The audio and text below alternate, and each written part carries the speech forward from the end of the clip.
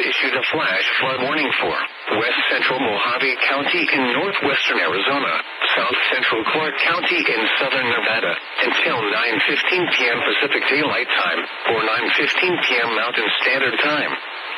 At 6:10 p.m. Pacific Daylight Time, or 6:10 p.m. Mountain Standard Time, Doppler radar and automated gauges indicated thunderstorms producing heavy rain in Laughlin and Bullhead City, moving toward Cottonwood Cove.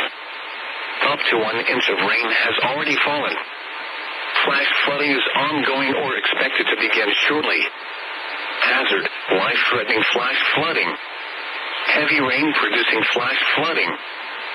Source, radar and automated gauges. Impact, life-threatening flash flooding of creeks and streams, urban areas, highways, streets, and underpasses. Some locations that will include. Most of flood deaths occur in vehicles.